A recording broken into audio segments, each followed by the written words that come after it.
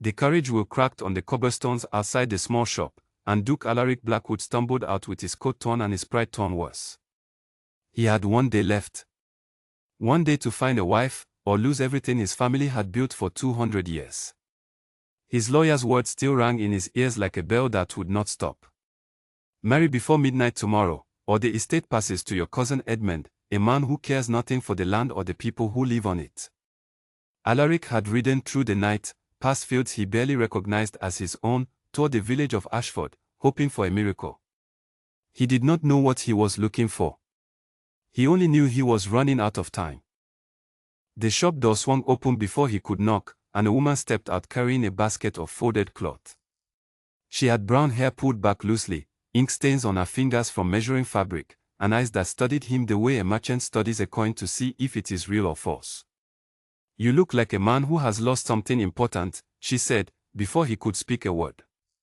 "I have lost nearly everything," Alaric admitted, too tired to hide it. "And I need to find it again before tomorrow." "That sounds like a very short amount of time to find anything worth having," she replied, setting her basket down. He studied her for a moment. There was no fear in her voice, no eagerness to please him, nothing like the noble ladies who fluttered around him at balls hoping to catch his title like a prize. This woman looked at him as if he were simply a man, nothing more. "My name is Alaric Blackwood," he said. "I am the Duke of Ashcombe. And I need a wife by tomorrow night, or I will lose my family's home forever." He expected laughter, or perhaps disbelief. He got both. "A duke," she said, arching an eyebrow, walking into a seamstress shop, asking a stranger to marry him in less than a day. "That is either the most foolish thing I have ever heard, or the most desperate." "Perhaps it is both," Alaric said. "My name is Eleanor Hartley," she answered. "And I am not in the habit of marrying men I met 5 minutes ago, duke or otherwise." "Then let me convince you," Alaric said, stepping closer. "I do not ask this lightly. My fathers will demand I marry before the deadline passes, or the entire estate, the land, the people who depend on it, all of it goes to a cousin who has never once visited in 10 years. I am not asking you to love me. I am asking for your help." Eleanor crossed her arms and looked him over slowly, from his mud-streaked boots to his tired eyes. The village behind her carried on as if nothing unusual was happening, children running past, a baker calling out prices, but between the two of them the air had gone very still. "You are offering me a title," she said finally. "A grand house. Servants. Jewels, perhaps. Is that meant to tempt me?" "If it would help, yes." "It would not," she said simply. "I have lived without those things my whole life, and I have managed well enough." Alaric's shoulders dropped slightly. He had expected resistance, but not quite like this. Every woman he had ever known wanted something from him: position, money, comfort. Eleanor Hartley seemed to want nothing at all, and that unsettled him more than any refusal could. "Then what would convince you?" he asked. Eleanor tilted her head, studying him again, longer this time, as if deciding something important. "If I agreed," she said slowly, "and I have not agreed, you understand, but if I did, you would have to promise me 3 things first." "Anything," Alaric said quickly. "Do not say anything so fast," she warned. "You have not heard what they are yet." "Then tell me." Eleanor looked past him for a moment, out toward the road that led up to the hills where his estate stood, distant and grand and utterly unknown to her. "First," she said, "you must spend 1 full day working here in my family's shop, doing the same labor I do every day, so you understand what my life actually costs me, instead of assuming a title fixes everything." Alaric blinked. He had not expected such a request. "You want me to work like a common laborer?" "I want you to understand," Eleanor corrected. "There is a difference."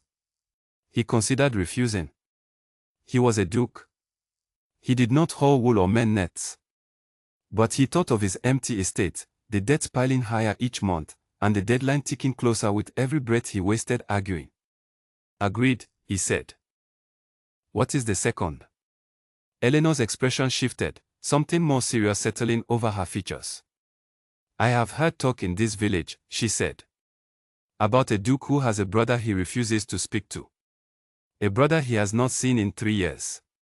Alaric's jaw tightened. That is a private matter.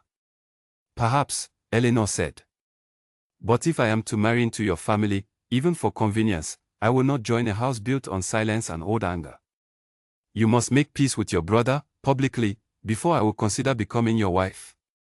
The words struck harder than Alaric expected. He had not spoken his brother's name aloud in longer than he could remember. Julian's face flashed in his mind, the arguments, the debts, the betrayal that had cracked their family apart. That is not a simple thing you ask, he said quietly. I did not say it would be simple, Eleanor replied. I said it was necessary. Alaric exhaled slowly, feeling the weight of his own pride pressing against his need. But he had no choice. The clock did not care about his comfort. Very well, he said. And the third? Eleanor stepped closer now, close enough that he could see the seriousness in her eyes had replaced any trace of amusement. The third, she said, you will not learn until the end. When the time comes, you will tell me the truth, the real reason you need a wife by tomorrow, not the reason written in some lawyer's paper, but the reason that lives inside you. And you will not lie to me, no matter how much it cost you. Alaric felt something twist in his chest, a mixture of fear and something else he could not name.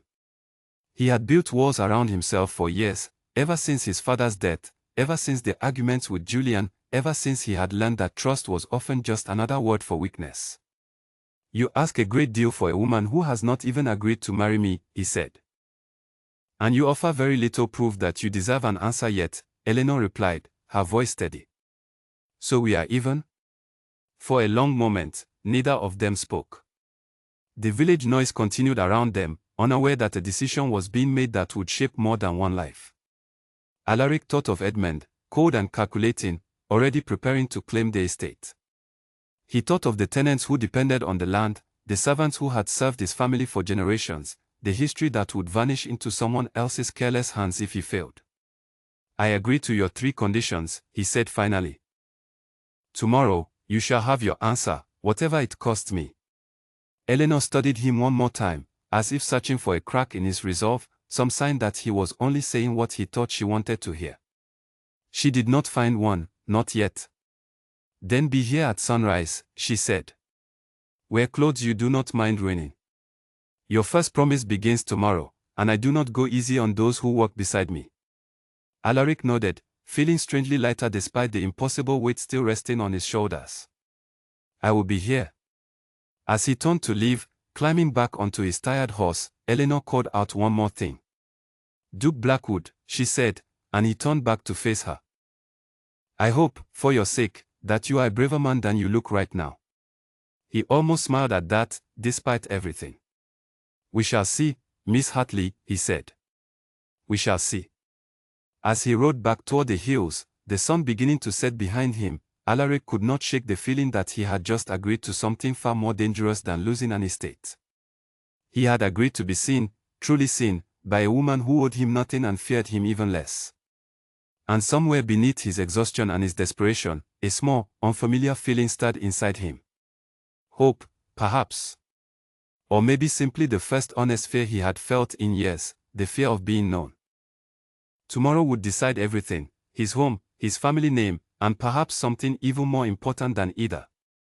Tomorrow, for the first time in a long while, Alaric Blackwood would have to become someone worth trusting, not because a title demanded it, but because a woman with ink-stained fingers and unshaken eyes expected nothing less.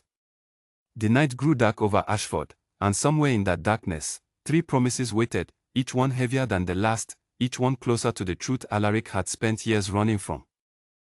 Sunrise had barely touched the rooftops of Ashford when Alaric arrived at the shop, dressed in plain clothes borrowed from a stable hand, feeling strange in fabric so rough against his skin. Eleanor was already there, sleeves rolled up, arranging baskets of raw wool near the door. You came, she said, not quite hiding her surprise. I gave my word, Alaric replied. A duke's word still means something, even when he is dressed like a farmhand. Eleanor allowed herself a small smile. We shall see if your hands agree with your word by the end of the day. She handed him a coarse apron and led him to a wooden table stacked with tangled wool, ready to be carded and cleaned before it could be spun into thread. Alaric had seen wool before, of course, worn as coats, sold as taxes, counted as numbers in his estate's ledgers. He had never once touched it in this raw, tangled state, full of grass and dirt and the smell of the fields it came from. Like this, Eleanor said, demonstrating with practiced hands, pulling the wool between two wooden combs until it separated into soft, even strands. Slow and steady, or you would tear it and waste half a day's work. Alaric copied her movements, clumsy at first, his fingers unused to such fine, repetitive labor. The wool snagged, the comb slipped, and within minutes his hands ached in places he did not know could ache. "You are gripping too tightly," Eleanor said, watching him struggle. "This is not a sword you are holding. It will not fight you if you are gentle." "Everything I touch seems to fight me today," Alaric muttered, but he adjusted his grip, softening his hold, and slowly the wool began to yield beneath his fingers. Hours passed this way, the two of them walking side by side, saying little at first. Villagers passed by the open shop door, some glancing curiously at the stranger laboring beside Eleanor, though none recognized the Duke of Ashcombe beneath his plain clothes and dirt-streaked face. By midday, Alaric's back ached from bending over the table, his fingers were raw, and a blister had formed at the base of his thumb. Yet something else had begun to happen as well. He had started listening, truly listening, to the conversations happening around him. An old woman came in complaining about the price of bread, saying the miller had raised his rates again without warning, leaving families struggling to afford enough flour for the week. A young mother mentioned that the road leading to the eastern farms had been flooded for a month, with no word from the estate about repairs.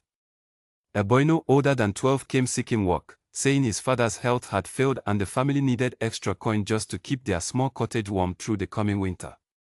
Alaric said nothing during these conversations, but every word settled into him like a stone dropped into still water, sending ripples through thoughts he had never bothered to have before. These were his people. His tenants. His responsibility. And he had known none of their struggles until this very moment, sitting in a stranger's shop, disguised as someone with nothing to offer but his labor. "You have gone quiet," Eleanor observed, glancing at him as she moved to prepare a simple meal of bread and cheese for their midday break. "I did not know," Alaric admitted quietly. "About the flooded road, the miller's prices, any of it. I have ledgers full of numbers about my estate, yet I know nothing about the people those numbers represent." Eleanor studied him for a long moment, searching, perhaps, for the same manipulation she had expected from him the day before. She found something else instead, a flicker of shame that seemed entirely genuine. "Most men in your position never notice," she said. "They see coin and crops, not faces and families." "Perhaps I have been one of those men," Alaric said. "But I would rather not remain one." They ate in relative silence after that, though it no longer felt uncomfortable. Something had shifted between them, subtle but unmistakable, and neither one commented on it directly. After their meal, Eleanor set him to a harder task, hauling bundled fabric from the storeroom to the front of the shop, sorting them by color and weight for customers who would arrive later that afternoon. The bundles were heavier than they looked, and Alaric's arms burned with unfamiliar strain by the time he finished stacking the last one. "You are not built for this kind of work," Eleanor said, though there was no cruelty in her observation. "No," Alaric admitted, wiping sweat from his brow. "But I am beginning to understand why it matters." As the afternoon wore on, a customer arrived, a farmer named Edwin, seeking fabric to mend torn sacks before the harvest. Eleanor greeted him warmly, clearly familiar with the man and his family. Alaric stood back, observing the easy trust between them, something he realized he had never built with any of his own tenants. "Edwin here lost half his crop last season," Eleanor explained after the farmer left with his purchase. "The estate raised taxes that same year, without warning, without explanation. Families like his had little choice but to sell whatever they could to survive the winter." Alaric's stomach turned uncomfortably. He remembered the tax increase, vaguely, a decision made by his steward months earlier while Alaric had been occupied elsewhere, distracted by matters he now realized were far less important than the well-being of the people who depended on him. "I did not authorize that decision personally," he said, though the words felt weak even as he spoke them. "Perhaps not," Eleanor said, "but you allowed it to happen by not paying attention." There is little difference in the end, at least not for families like Edwin's. The truth of her words settled heavily in Alaric's chest. He had spent years distancing himself from the daily realities of his estate, trusting stewards and managers to handle matters he considered beneath his attention, never realizing how much damage such distance could cause. As evening approached, Eleanor set him to one final task, delivering a small bundle of mended clothing to an elderly widow living at the edge of the village. Alaric walked the narrow path alone, carrying the bundle carefully, feeling strangely nervous despite the simplicity of the errand. The widow, a frail woman named Margaret, greeted him with quiet gratitude, thanking him profusely for bringing her mended shawl before the coming cold set in. She spoke of her late husband, who had worked the estate's fields for over 30 years, and of how difficult life had become since his passing, with no pension, no support, nothing but her own resourcefulness keeping her fed through the winters. The old Duke, may he rest peacefully, always meant well, Margaret said, unaware she was speaking to his son. But even good intentions fade when a man grows distracted by grander matters. Alaric left her small cottage with a heavy heart, the weight of her words following him back toward the shop as the sun began to set behind the hills. When he returned, Eleanor was closing up for the evening, sweeping the last scraps of fabric from the floor. She looked up as he entered, studying his expression carefully. "You look troubled," she said. "I met Margaret," Alaric replied. "She spoke of my father as though he were still alive, still capable of helping her. She has no idea who I am." Would it have mattered, if she knew? Alaric considered the question seriously. "I do not know. Perhaps it should not matter. Perhaps a duke's title should mean less than his actions, yet I fear I have spent my life believing the opposite." Eleanor set down her broom, studying him with something that resembled cautious respect, though she was careful not to let it show too openly. "You have completed the first promise," she said. "You spent your day laboring beside me, and more importantly, you listened. That matters more than the blisters on your hands." Alaric looked down at his raw, aching palms, thinking of Edwin's torn sacks, Margaret's mended shawl, the flooded road no one had bothered to repair. "This day has taught me more about my own estate than years of ledgers ever did." "Then perhaps it was worth the blisters," Eleanor said, a faint smile returning to her lips. "Tomorrow," Alaric said, "I must face my brother. That will require more courage than any labor you have given me today." Eleanor's expression grew serious once more. "Family wounds often cut deeper than blistered hands, Duke Blackwood. I hope you are prepared for what tomorrow demands." Alaric thought of Julian, of the years of silence between them, the arguments that had never truly been resolved, only buried beneath layers of pride and resentment. He did not know if he was prepared, not truly, but he understood now that preparation was no longer a choice he could afford to avoid. "I will see it through," he said quietly, more to himself than to her. "Whatever it costs me." As he walked back toward his waiting horse that evening, his body sore and his mind full of new understanding, Alaric could not shake the feeling that Eleanor Hartley had given him something far more valuable than a path toward saving his estate. She had given him a glimpse of the man he might become, if only he found the courage to keep listening, keep learning, and keep facing the truths he had avoided for far too long. The road ahead remained uncertain, the deadline still looming closer with each passing hour, but for the first time in years, Alaric felt something other than desperation guiding his steps. He felt purpose, fragile and new, yet undeniably real.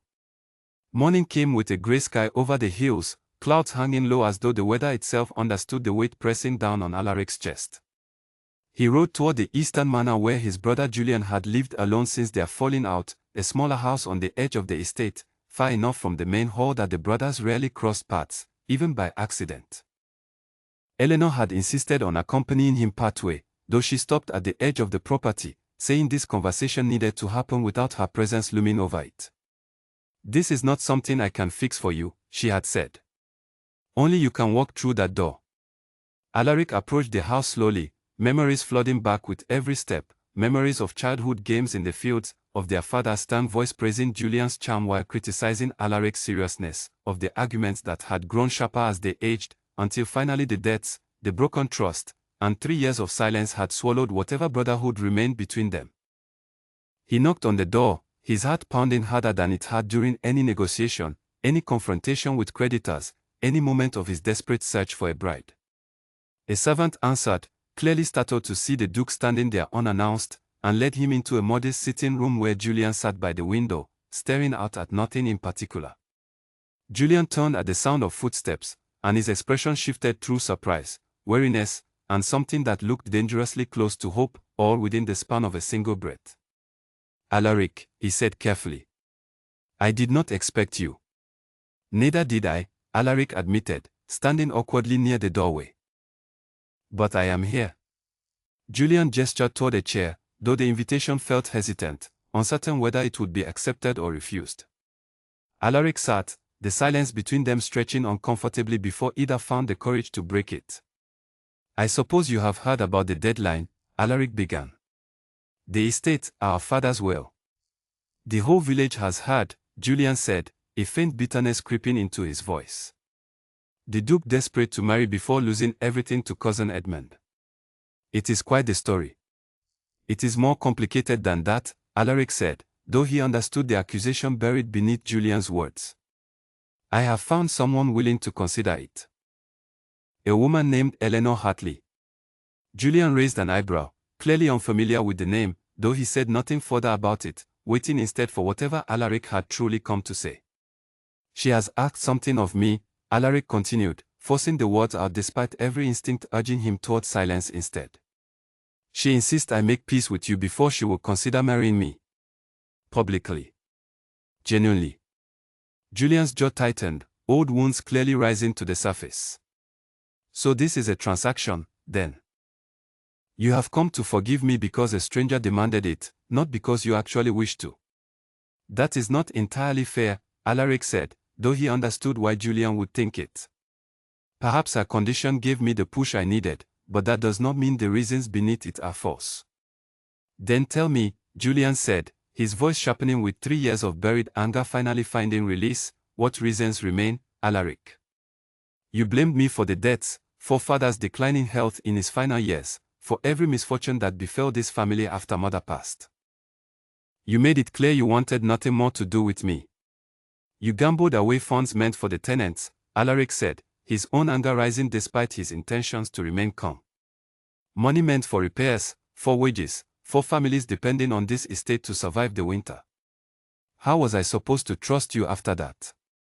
"I was drowning," Julian snapped back, standing now, his composure cracking entirely. "Father praised you constantly, the responsible one, the capable heir, while I was left feeling like an afterthought, a spare piece with no true purpose in this family. The gambling was foolish, yes, but it came from somewhere, Alaric. It did not come from nothing." The word struck Alaric harder than he expected, memories of their father's favoritism resurfacing, memories he had buried beneath his own resentment toward Julian, never fully acknowledging how such favoritism might have shaped his brother's choices. "I did not realize you felt that way," Alaric said quietly, some of his anger deflating into something closer to sorrow. "You never asked," Julian replied, his voice softer now, though still edged with old pain. "You simply judged, and then you disappeared from my life entirely, leaving me to face father's disappointment alone while you focused on managing an estate that had already decided I was unworthy of contributing to it." Silence settled between them again, though this time it carried a different weight, less hostile, more honest. Alaric thought of Eleanor's words from the day before, about listening rather than assuming, about seeing people clearly rather than through the lens of old grievances. "I have spent 3 years angry at you," Alaric admitted slowly. "But perhaps some of that anger was never truly about the death at all. Perhaps I resented how easily father loved you, how effortlessly you charmed everyone around you, while I worked myself exhausted trying to earn approval that never fully arrived." Julian's expression shifted, surprise flickering across his features at this unexpected admission. "You were jealous of me." "Perhaps," Alaric said, the word feeling strange and uncomfortable leaving his mouth, yet undeniably true once spoken aloud. "It seems foolish now, doesn't it? 2 grown men, allowing childhood jealousy to fracture an entire family for years." Julian sat back down slowly, some of the tension leaving his shoulders, though weariness remained in his eyes. "Foolish, yes. But understandable, I suppose. We were both grieving father in our own broken ways, neither of us handling it particularly well. I am sorry, Alaric said, the words feeling inadequate yet necessary. For blaming you entirely, for disappearing from your life, for never once asking how you truly felt during those difficult years. Julian studied his brother carefully, searching for sincerity beneath the apology, much the way Eleanor had studied Alaric during their first meeting. Whatever he found seemed to satisfy him, at least partially. I am sorry as well, Julian said quietly. For the debts, for the burden they placed on this family, on you especially. I never intended for things to spiral as badly as they did. The apology, though imperfect and incomplete, felt like the first genuine exchange the brothers had shared in years. Alaric felt something loosen in his chest, a tightness he had carried so long he had forgotten it was even there. Eleanor said this needed to be public, Alaric said after a moment. Not simply between us here, privately, but acknowledged openly, so the estate, the tenants, everyone can see we are attempting to move forward as a family again. Julian considered this, clearly uncomfortable with the idea of public reconciliation after years of private resentment. That feels rather exposing. It does, Alaric agreed. But perhaps that is precisely the point. Perhaps healing something broken requires more than quiet words exchanged behind closed doors. Perhaps it requires acknowledgement, visible and undeniable, so old wounds cannot simply be buried again beneath fresh silence. Julian exhaled slowly, weighing his brother's words against his own discomfort. Very well, he said finally. If this is what your Eleanor requires, and if it might genuinely repair what has broken between us, I am willing to try. They stood together, an awkward but genuine embrace passing between them, unfamiliar after years of distance yet undeniably real. When they separated, Julian studied his brother with cautious curiosity. This woman, he said. Eleanor Hartley. She must be quite remarkable, to demand such difficult things from a duke desperate enough to agree to anything. She is, Alaric admitted, a small, unfamiliar warmth spreading through his chest at the thought of her. She sees through pretense entirely. She refuses to accept easy answers or convenient excuses. Then perhaps, Julian said, a faint smile finally returning to his face, she is exactly what this family needs, whether you marry her by tomorrow or not. They walked together toward the village square that afternoon, where word had already begun spreading about the Duke's unusual search for a bride. Tenants and villagers gathered curiously as Alaric and Julian stood before them, brothers reunited after years of visible estrangement. Alaric spoke plainly, acknowledging the family's troubles, the deaths, the silence, the pain caused by years of division. He announced publicly that he and Julian had reconciled, that the estate would move forward under shared understanding rather than continued fracture. Julian stood beside him, adding his own acknowledgement of past mistakes, his voice steady despite the discomfort of such public vulnerability. The crowd's reaction was mixed at first, some skeptical, remembering years of rumors about the brothers falling out, others cautiously hopeful, sensing genuine change beneath the careful words. Eleanor stood near the back of the gathering, having arrived quietly to witness the moment without announcing her presence. When the brief gathering ended, she approached Alaric, her expression unreadable at first. You did well, she said finally. That could not have been easy. It was not, Alaric admitted. But it felt necessary, more necessary than I realized before today. The second promise is fulfilled, Eleanor said. Only the third remains, and that one, I fear, may prove hardest of all. Alaric thought of her words the day they met, about wanting the true reason behind his desperate search, the reason beneath the lawyer's papers and the deadline's pressure. He understood now that answering honestly would require facing parts of himself he had avoided for even longer than he had avoided Julian. Tomorrow, he said quietly. I will tell you everything, whatever the cost. Eleanor studied him for a long moment, something unreadable passing behind her eyes. Tomorrow, then, she agreed. The deadline draws close, Duke Blackwood. I hope you are prepared for what waits at the end of it. As evening settled over Ashford, Alaric rode back toward his estate, his mind heavy with the day's revelations, his heart lighter than it had been in years despite the exhaustion weighing on his body. Julian's forgiveness had cracked something open inside him, some door he had kept firmly shut since their father's passing, and now, standing on the threshold of the final promise, he wondered what other truths waited to be uncovered before the deadline finally arrived. The final morning arrived with a strange clarity in the air, as though the sky itself understood that hours remained before the deadline would close forever. Alaric woke before sunrise, his body still sore from 2 days of unfamiliar labor and emotional confrontation, yet his mind sharper than it had been in years. Today, he would answer Eleanor's final condition, the truth beneath his desperate search, whatever that truth might cost him. He found her at the shop as usual, though today she was not working. Instead, she sat quietly near the window, a cup of tea cooling untouched in her hands, watching the road as though expecting him. "You look nervous," she observed as he entered. "I am," Alaric admitted, taking a seat across from her without waiting for invitation. "More nervous than I have felt in years, and I have faced angry creditors, disapproving lords, even my own brother's resentment these past days." "Then this must be the hardest promise yet," Eleanor said, setting down her tea. "It is," Alaric agreed. He drew a slow breath, steadying himself before continuing. "You asked why I truly need a wife by tomorrow, not the reason written in legal papers, but the reason living inside me. I have thought of little else since you first asked." Eleanor waited patiently, her expression calm yet attentive, giving him space to find his words without pressure. "My father's will demands marriage to preserve the estate," Alaric began. "That much is true, legally binding, impossible to ignore. But beneath that requirement lies something far more personal. I am terrified, Eleanor. Terrified of becoming the duke who lost everything, the one history remembers as the failure who allowed generations of careful stewardship to collapse under his watch." "That fear seems reasonable enough," Eleanor said gently. "Losing one's home, one's legacy, that would frighten anyone." "It is more than that," Alaric continued, forcing himself deeper into honesty than he had ventured in years. "My father never fully believed in me. He praised Julian's charm, his easy way with people, while constantly reminding me that duty alone was not enough to earn true respect.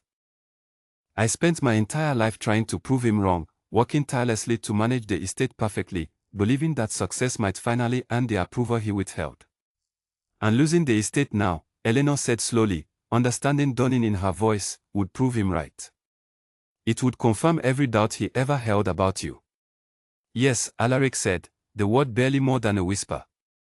"That fear has driven me since his passing, more than any love for the land itself, more than any genuine concern for the tenants, though I have come to care for them deeply these past days, thanks to you. Beneath all of it lies this desperate need to prove myself worthy, to silence a voice that has haunted me since childhood." Eleanor remained quiet for a long moment, absorbing the weight of his confession.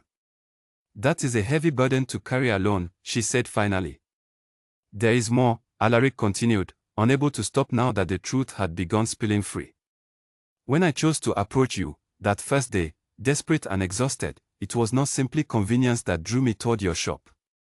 Something about you, your honesty, your refusal to flatter or fear me, it struck something within me I had not felt in years.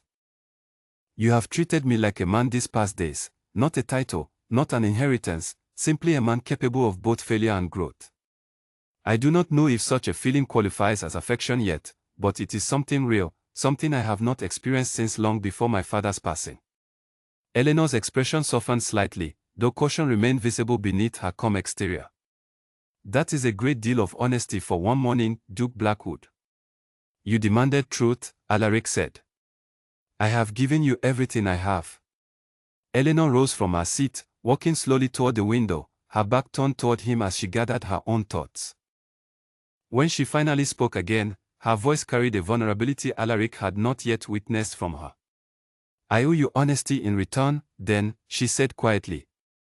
"You are not the first nobleman to make promises to me, Alaric. 3 years ago, a young lord courted me, promising marriage, security, a life far removed from mending fabric and hauling wool. I believed him, foolishly perhaps, and gave him trust one rarely extends so easily." Alaric listened silently, sensing the pain beneath her measured words. "He abandoned those promises the moment his family objected to our march," Eleanor continued. "Left without explanation, without apology, simply vanished back into his world of privilege while I remained here, humiliated, nearly ruined in the eyes of this village. I swore afterward that I would never again allow convenience or desperation to guide decisions about my future, especially not decisions involving marriage. That is why you tested me, Alaric said, understanding settling over him. Not simply to determine my character, but to protect yourself from repeating past pain. Yes, Eleanor admitted, turning back to face him. Your 3 promises were never truly about proving your worth to me alone. They were about ensuring I would never again mistake convenience for genuine commitment, desperation for actual devotion. And have I proven myself? Alaric asked quietly, uncertain what answer he hoped to receive. Eleanor studied him carefully, weighing everything she had witnessed these past days, the blistered hands, the reconciliation with Julian, the raw honesty now standing before her. You have proven more than I expected, she said finally. Though proof and certainty are not always the same thing. I understand if you cannot decide immediately, Alaric said, though disappointment flickered through his voice despite his attempt to remain composed. The deadline arrives at midnight, Eleanor reminded him. You have very little time remaining to secure your answer, regardless of how this conversation concludes. I am aware, Alaric said. Yet I find myself less concerned with the deadline than I expected, given everything else we have uncovered these past days. Eleanor's eyebrows rose slightly at this admission. You would risk losing your entire estate rather than pressure me into a hurried decision.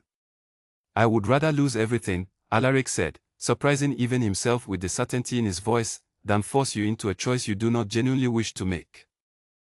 I have learned enough these past days to understand that convenience built on pressure rarely produces anything worth preserving. Eleanor's expression shifted, something unreadable passing behind her careful composure. She said nothing further for a long moment, simply studying him as though reconsidering everything she had assumed about Duke's desperation and the nature of genuine change. Return this evening, she said finally, her voice giving nothing away. Before the deadline arrives. I will have my answer prepared by then. Alaric nodded, though uncertainty gnawed at him as he rose to leave. Thank you, he said quietly, for demanding honesty from me these past days, even when it proved uncomfortable. Whatever your answer tonight, I am a better man for having faced these truths. Eleanor watched him go, her own thoughts tangled with memories of past betrayal and cautious hope for something different. As the door closed behind him, she sat back down near the window, staring out at the road he had traveled, wondering whether genuine change could truly exist within a man raised entirely within privilege and expectation. The hours that followed felt impossibly long for Alaric, returning to his estate to prepare for whatever outcome the evening might bring. He walked through hallways he had known his entire life, seeing them now with new eyes, understanding finally the weight of responsibility they represented, understanding too that losing them, though devastating, would not destroy him the way he once believed it might. Julian found him standing quietly in their father's old study that afternoon, staring at portraits of ancestors who had maintained this estate for generations before him. You look like a man facing his own execution, Julian observed, entering the room cautiously. Perhaps I am, Alaric said. Eleanor will give her answer tonight. I do not know what she will decide. Whatever she decides, Julian said, standing beside his brother, you have already changed more in these past 3 days than I witnessed in the previous 3 years. That matters, Alaric, regardless of what happens with the estate. Alaric turned to face his brother, gratitude and uncertainty mixing within him in equal measure. Thank you, he said quietly. For forgiving me, for standing beside me through all of this. We are brothers, Julian said simply. Whatever else divides us, that much remains true. As evening approached, Alaric prepared to return to the village, his heart heavy with uncertainty yet strangely steady despite everything at stake. Whatever awaited him at Eleanor's shop, he understood now that he had already gained something valuable these past days, understanding, connection, and a version of himself he no longer needed to fear becoming. The deadline loomed closer with every passing minute, yet for the first time since his father's passing, Alaric Blackwood felt prepared to face whatever truth awaited him, regardless of the outcome. Darkness had begun settling over Ashford as Alaric rode toward the village for the final time before the deadline expired. Every step his horse took felt heavier than the last, the weight of uncertainty pressing down harder with each passing moment. He did not know what awaited him at Eleanor's shop, whether acceptance or refusal, and strangely, he found himself less afraid of losing the estate than of losing the possibility of building something genuine with the woman who had changed him so thoroughly these past days. The shop came into view, a single lamp glowing warmly through the window despite the late hour. Alaric dismounted slowly, steadying himself before approaching the door, his heart pounding with an intensity that rivaled any negotiation or confrontation he had faced during his years managing the estate. Eleanor opened the door before he could knock, as though she had been watching for his arrival. Her expression remained carefully composed, giving nothing away about the decision she carried. "You came," she said quietly. "I said I would," Alaric replied. "Though I confess, I do not know what to expect from this conversation." "Come inside," Eleanor said, stepping back to allow him entry. "We have little time remaining, and much still to discuss." The shop felt different in the evening light, shadows dancing across shelves of folded fabric, the day's usual bustle replaced by quiet stillness. Eleanor gestured toward two chairs near the small fireplace, and they sat facing each other, the weight of the moment settling heavily between them. "I have spent the entire afternoon considering everything these past days have revealed," Eleanor began. "Your willingness to labor beside me without complaint, your courage in facing your brother despite years of resentment, and this morning, your honesty about fears you have carried since childhood." Alaric remained silent, allowing her to continue without interruption, sensing that whatever she needed to say required space to unfold naturally. "I also considered my own reasons for setting these conditions," Eleanor continued.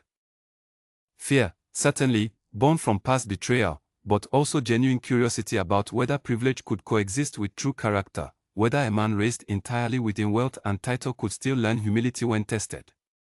"And what have you concluded?" Alaric asked quietly, unable to contain his uncertainty any longer.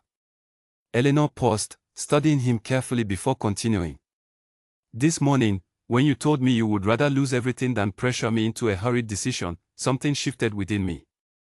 Every other man who has sought my hand, whether for convenience or genuine affection, has always placed his own needs above mine, whether he realized it or not. You were the first to explicitly prioritize my genuine choice over your own desperate circumstances." Alaric felt something tighten in his chest, hope and fear intertwining as he waited for her final words. "I have decided," Eleanor said, her voice steady despite the weight of the moment, "that I will marry you, Alaric Blackwood. Not because your estate depends upon it, and not because I fear the consequences of refusing a duke's request. I will marry you because these past 3 days have shown me a man capable of genuine growth, genuine humility, and genuine care for people beyond his own immediate interest." Relief flooded through Alaric so powerfully that he nearly forgot to breathe for a moment. "Eleanor," he said, her name feeling different now, carrying weight it had not held before. "Thank you. I promise you, whatever comes next, I will not allow this transformation to fade once the deadline passes and the immediate danger disappears." "See that you do not," Eleanor said, a faint smile finally breaking through her careful composure. "I did not agree to marry a man who reverts to old habits the moment convenience no longer demands otherwise." "You will not need to worry about that," Alaric said firmly. "These past days have changed something within me permanently, not simply temporarily, to satisfy your conditions." They sat together for a long moment, the weight of decision settling into something calmer, steadier, filled with cautious hope rather than desperate urgency. Outside, the village had grown quiet, most residents already settled into evening routines, unaware of the significant decision unfolding within the small shop. "We must move quickly," Eleanor said finally, glancing toward the clock resting on a nearby shelf. "The deadline approaches, and proper arrangements must be made before midnight arrives." "A simple ceremony will suffice," Alaric said. "I do not require grandeur, not after everything these past days have taught me about what truly matters." They traveled together to the village chapel, where an elderly clergyman, roused from his evening rest, agreed to perform the necessary ceremony upon understanding the urgency of their circumstances. Word spread quickly through Ashford despite the late hour, and soon a small gathering had formed outside the chapel, tenants and villagers curious about the sudden marriage between their duke and the local seamstress. Julian arrived just as the ceremony began, having ridden swiftly from the estate upon receiving word of the sudden wedding. He stood near the front, witnessing his brother's transformation with quiet pride, understanding better than anyone the significance of this moment following years of estrangement now healed. Margaret, the elderly widow Alaric had visited during his first day of labor, stood among the gathered witnesses as well, finally recognizing the stranger who had delivered her mended shawl, tears of surprise and joy mixing as she watched the ceremony unfold. Edwin the farmer stood nearby too, along with numerous other tenants whose lives Alaric had barely acknowledged before these transformative days. The ceremony itself remained simple, unpolished by aristocratic tradition, filled instead with genuine emotion and quiet dignity. Eleanor wore a simple dress, nothing extravagant, while Alaric stood beside her in the same plain clothes he had worn while laboring in her shop, a deliberate choice honoring the journey that had brought them to this moment. As the clergyman pronounced them husband and wife, mere minutes before the midnight deadline arrived, cheers erupted from the small gathering outside, tenants and villagers celebrating not simply the preservation of the estate, but the genuine transformation they had witnessed within their duke these past days. Alaric looked at Eleanor as the ceremony concluded, gratitude and affection swelling within him more powerfully than any relief regarding the saved estate. "Thank you," he said quietly, meant only for her ears, for demanding more from me than convenience ever could have provided. "Thank you," Eleanor replied, "for proving that genuine character can exist even within privilege, when tested honestly." As the small crowd continued celebrating outside the chapel, Julian approached his brother and new sister, embracing them both warmly. "The estate remains ours," he said, relief evident in his voice, "but more importantly, our family has found something far more valuable these past days, genuine healing and honest connection." "Indeed," Alaric agreed, looking toward Eleanor with newfound tenderness. "I came searching for a wife out of desperation, yet I have found something far more precious, a partner capable of challenging me toward becoming the man I always hoped to be, yet feared I never could." The following morning, as sunlight broke gently over Ashford, Alaric and Eleanor walked together through the village, greeting tenants and villagers with genuine warmth rather than distant formality. Edwin's stone sacks had already been noted for proper estate repair, Margaret's pension arrangements discussed with newfound seriousness, and the flooded Eastern Road scheduled for immediate attention, small changes representing the beginning of much larger transformation within the Blackwood estate's management. Eleanor continued working within her family's shop despite her new title, refusing to abandon the life and community that had shaped her character so thoroughly, while Alaric began dividing his time between estate responsibilities and genuine involvement within village life, determined never again to lose touch with the people whose lives depended upon his decisions. Julian, too, found renewed purpose, working alongside his brother rather than remaining isolated at the estate's edge, the brothers rebuilding trust gradually through shared responsibility and honest communication, healing wounds that had festered for years beneath layers of silence and misplaced blame. As weeks passed into months, the marriage born from desperate circumstances gradually transformed into something neither Alaric nor Eleanor had initially expected, genuine partnership built upon mutual respect, honest communication, and shared commitment toward improving the lives of everyone connected to the Ashcombe estate. The deadline that had once threatened everything Alaric held dear ultimately became the catalyst for discovering everything truly worth preserving, not simply land and title, but genuine character, family healing, an authentic connection with a woman whose wisdom and courage had reshaped his understanding of what it truly meant to be worthy of respect and love. Years later, villagers would still speak of the remarkable story, the desperate duke who arrived seeking convenient marriage, only to be transformed entirely through three simple yet profound conditions demanded by a seamstress unwilling to accept anything less than genuine character. Their story became legend throughout Ashford, a reminder that true nobility exists not within titles or inherited wealth, but within honest actions, genuine humility, and the courage to face uncomfortable truths when everything meaningful hangs in the balance. Alaric Blackwood had arrived at Eleanor Hartley's shop believing he needed simply to secure a wife before an arbitrary deadline expired. He left, ultimately, having discovered something far more valuable, the genuine man he had always possessed the capacity to become, revealed through three promises that demanded nothing less than complete honesty, courage, and transformation.